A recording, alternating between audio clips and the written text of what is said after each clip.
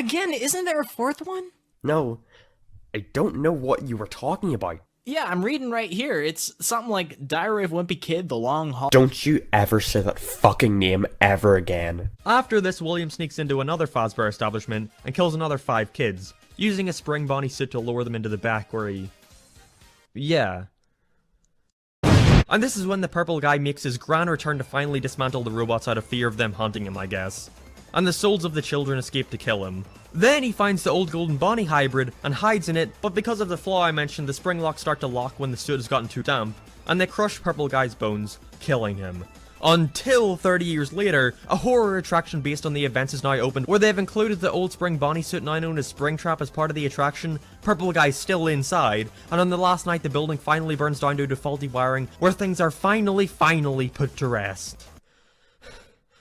Until... I think to me that's what's so impressive about this game. With all the other shit like Five Nights at Wario's and Chuck E. Cheese's, I think it becomes obvious how almost deceptively simple the original FNAF comes across. You know, you think making a clone will be a piece of cake, but Five Nights at Candy sticks out because it's someone who actually tried to make their own version of FNAF and actually succeeded. They were able to make a FNAF game using their own fan character without stripping out of everything that made the original fun, even adding in one or two of their own unique mechanics to help it stand out, such as having the vent directly in front of you as you play, so much that it spawned its own little series, with sequels and lore and whatnot. I mean, totally. The creator obviously had a good thing going with the relatively insane popularity that first game was getting. So, with what little plot and backstory he developed for that entry, he went on to produce another 2 sequels, Candies 2 and 3. That's arguably both stood just as strong as the original, still leaning into the idea of borrowing and remixing ideas, mechanics, and themes from the original Freddy's games, but doing so in perpetually abstract and interesting ways, like taking the idea of triggering audio cues throughout the vicinity of FNAF 3, and combining that with the quote-unquote office setup of FNAF 2 to create a general basis to build off of for Candies 2. Or taking the idea of being trapped in your childhood bedroom, equipped with nothing but a flashlight from 4, and the one-to-one standoff element between the player and Springtrap in 3, and slapping them together to create Candies 3. While these games are still flawed, there's no denying that they've all managed to hit that bar of quality again and again, with the creator even going ahead and remastering that first game to bring it up to speed with the game succeeding. It's just going to show how much of an improvement the dude's been able to demonstrate in his work over the years. Yeah, it's no surprise the guy was one of the few selected for Scott's Fanverse thing. I think that also represents what's so great about fan games in general. The idea of it allowing you to get a foot in the door into the world of game development. And hey, if people see potential, then who knows? You may end up getting to work with the guy who influenced you so heavily. It'll be cool to see what other fan games manage to reach this level of quality. I watched both these movies in the cinema as a kid, and even then I honestly wanted Gargamel to win just so they'd shut up. Who, by the way, is still the best part of the movie. I don't know why he put so much effort into his performance here, but hey, it's appreciated. Oh, Monsieur Gargamel! Thank you for keeping our seats warm. Goodbye! He did a much better job than all the celebrities that got to voice the Smurfs.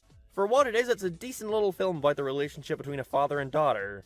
Now we can just move. So listen, all you singers from here to Beijing, you better catch a box string, get ready to clean, cause if love was money, you'd Oh be giving yeah, to Jane. that's why I didn't continue watching these movies. I vividly remember being 10 years old and seeing this on the big screen, and proceeding to recoil into my chair out of second-hand embarrassment, vowing to never watch another one of these films ever again. Look, if a 10-year-old thinks you're cringe, then that's not a good sign. See, there's something I forgot to mention.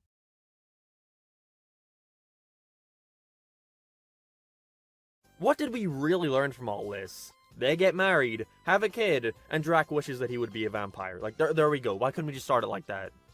Oh yeah, that's right, because then we wouldn't have gotten to see all the uncomfortable shots of Mavis being pregnant. I bet some people really liked that. But the question is, what franchise would be used to start off this Sony cinematic universe? Well, Ratchet and Clank, of course. It's actually the only good idea they've had in this whole situation. Our first feature film, and there's nothing here. Where's the dubstep? Apologies, Captain. Everyone is out making the Ratchet and Clank movie. So yeah, in 2016, Sony wanted to start regularly releasing video game movies about their iconic characters like Sly Cooper, Nathan Drake. Yeah, okay, if PlayStation All-Stars Battle Royale has taught us anything, it's that Sony do not have many iconic mascots. Come on, at least that first movie had the decency to leave that shit till the end. And now we all know how much they love their wacky, relatable jokes, right? Now we get hilarious jokes about the monsters going on Facebook. It was somebody's job to sit and model a 3D Sony phone. I hope the Sony executives bought their family a nice casket. The strain and the strife. Shut up! Shut up! There's this part where Todd is running away from Copper, his owner, and his other dog who took a sort of parental role with Copper. And after running on some train tracks, the dog eventually falls off and supposedly dies, which kicks off Copper's attitude change towards Todd with him killing his friend. With before him just wanting Todd to stay out of his way for his own good, but now he straight up wants to kill him. And this is fucking horrible, it's heartbreaking. But then we see later on they insert a random shot with the dog just fine, just with a broken leg, that's all. What the fuck? That completely ruins the moment! The dog is supposed to die. Don't take that out of context. I do not care for dinosaur movies. You may think dinos are cool, but I've always hated them. I'm glad they're dead, they suck. We gotta find the Witch of the Forest who can save us. Cue the wacky cast of side characters they meet along the way. To be fair, I liked the crocodile, he was entertaining. Probably the best part about that portion of the film. But the Firefly one? Dude, I don't get it. He was so annoying. I was stunned whenever they decided to kill him off. Not because I was shocked they'd do something like that. Not because I was sad due to being invested in the character. Stunned because I couldn't believe the filmmakers expected me to have some sort of emotional reaction at this.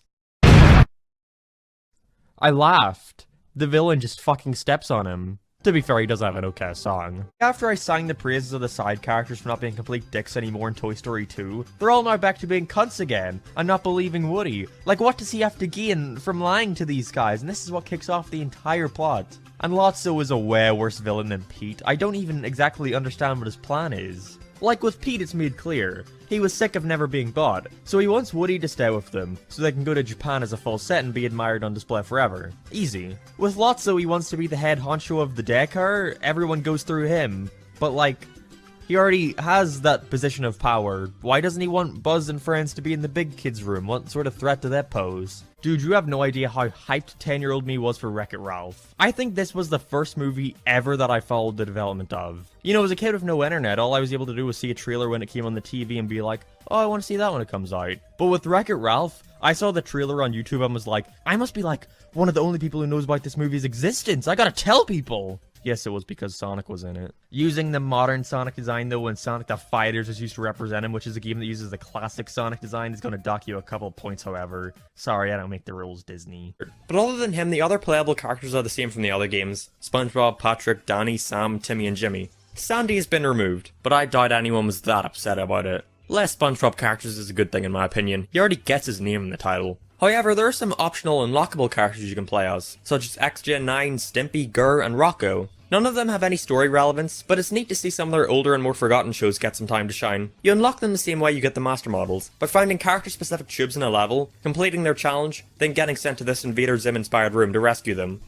Although it's clear who the developer's preference for these, as SpongeBob, Danny, and Tak each get unique gameplay styles for these sections with a cool little intro animation, but the other characters just get a short platforming puzzle that's no different from the rest of the gameplay. And how is that gameplay? Is it as boring as Unite, or as less boring as Volcano Island?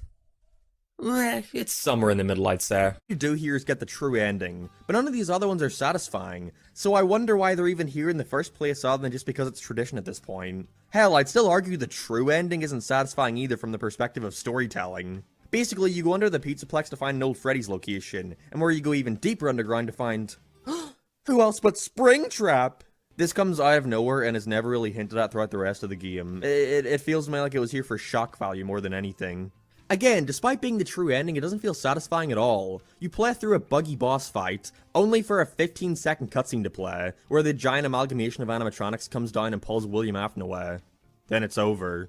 That's it, they brought him in for 2 minutes just to kill him off. Possibly, I'm sure they'll bring him back in the next game, they can't help themselves. The story of the game features Mickey Mouse one night finding Yen Sid, the wizard from Fantasia, creating a world for tossed-aside characters, which Mickey proceeds to destroy almost immediately, by spilling paint and thinner all over it. Decades later, Mickey gets sucked back into the now-dubbed Wasteland by the Shadow Blot. After escaping the Mad Doctor who is after his heart, and with the help of a gremlin named Gus, Mickey must find a way to escape this world, and choose how much he wants to help the residents' respective plights along the way. And by choose, I mean you really get to choose. Through the use of paint and thinner, Mickey can either bring back parts of the world and create allies, or destroy the world and his enemies. And what you may not realize as you're doing it, is that your actions do have consequences by the end of the game. And if you're thinking, wow, this sounds amazing, no wonder it's so well remembered, but why didn't it take off? Well, you may have noticed I haven't really talked about the actual gameplay yet. First of all, I want to say this movie has a way more interesting opening than the previous, actually setting up the main villain ahead of time, being this guy Van Helsing, who wants to kill all monsters because of family legacy and the sorts. But wait a minute, the ship's captain looks awfully familiar to him. I wonder if that's gonna— oh, okay, good. They reveal that it's his granddaughter very quickly. I appreciate them not deciding to waste our time on some twist villain bullshit. That's when we got 2012's Epic Mickey 2, The Power of Two. Again, I grew up with this game. Kinda. I got it for Christmas the year it came out for the Xbox 360, and I remember excitedly turning it on, before proceeding to turn it off 5 minutes later and never touching it ever again. That's not a joke, I'd never touched it past Christmas Day. Look, the second the Mad Doctor started singing, I was done. That gave me second-hand cringe, and I was a 10-year-old, so that's how you know it was cringe. Friends, I stand before you a changed man. Of course, I know the real reason this stuff is here. It's so they can set up the importance of certain set pieces like the glass ceiling, but it's so on the nose with Michael Pena going, "This is the most important part of our hotel, it's the glass ceiling. It's what we're famous for, everyone loves it. I sure hope nothing bad happens it." So when Tom and Jerry destroy it, you're like, oh no, that's the thing he said he didn't want destroyed, and now it's destroyed. At least I think they wish that that's how you would have reacted to it. She starts to fall in love with him and wants to go against her grandfather's wishes. And they all dance to dubstep. The end. Wait, what? Oh yeah, this was 2017. I forgot this was the dubstep era. Remember when Deadpool 2 made like 15 dubstep jokes like 2 years after everyone had already moved on from it? I love dubstep! Oh. Go Motion? Go Motion, come back. What? Look, I'm sorry for yelling at you, but, you know, we gotta talk about Five Nights at Freddy's fan games. You like Five Nights at Freddy's, right? What? No, I'm not doing this anymore. You're mean. And a big dick. Well, what if we talked about Five Nights at Treasure Island again? You have that Mickey Mouse looking guy over on your channel who tried to kill you. Surely talking about his game again overthrows your feelings towards me. Alright, fine. Yay!